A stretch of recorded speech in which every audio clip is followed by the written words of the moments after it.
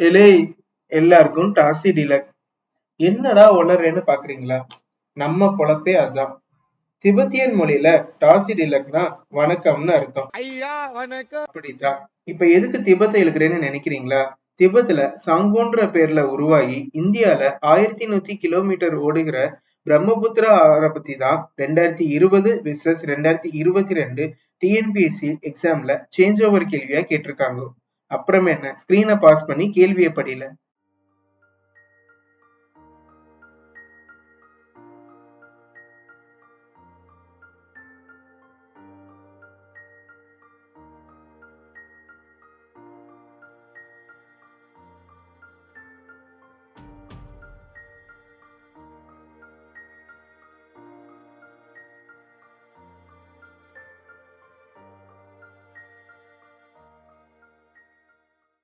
வரட்டா?